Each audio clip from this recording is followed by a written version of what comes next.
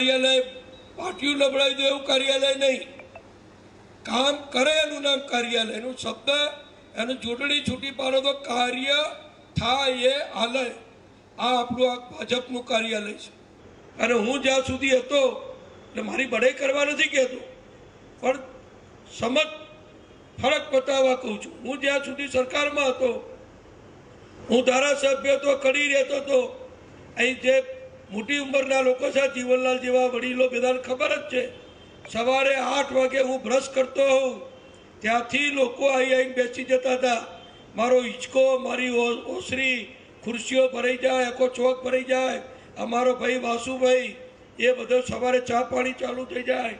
મારા ઘરવાળી અત્યાર સુધી 1 લાખ કપ ચા બધાને પીવડાવી હશે. કેટલી? 1 લાખ કપ. સમજી લેજો, ભલે વોટ ના આપતા હોય, પણ જ્યારે મારા ઘેર આવે ત્યારે મારો મુખ્ય જે હોલ છે, તમે બધા જોયેલો છે, સોફા સેટ વાળો, 20 જણા બેસી શકે એવું, ત્યાં બધા બેસે ને કોઈ ચા પાણી વગર ના જાય એવું મારા ત્યાં 1990થી ચાલે છે. આ એક કાર્યાલય હતું મારું. પછી હું મંત્રી થયો તો હું એ તમને કહી દઉં, નવાઈ આ યોગેન્દ્રસિંહ જીવાને તો નવાઈ લાગશે કે હું મંત્રી રહ્યો 20 વર્ષ.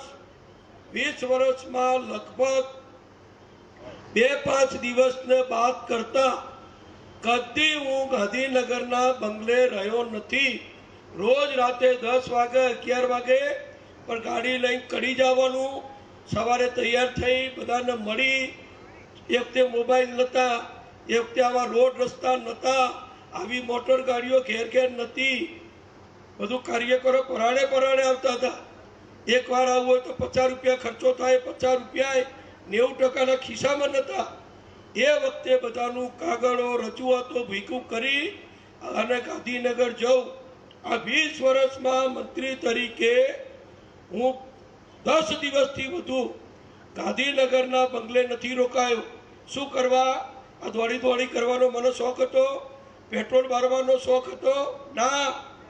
કાર્યકરોનું કામ ઘેર બેઠા વગર ખર્ચે, કોઈને ગાંધીનગર ના આવવું પડે, અહીંથી જ એનો કાગળ લેવાઈ જાય અને એના ઘેર બેઠા એને જવાબ મળે. જે કામ કરવાનું હોય થઈ જાય.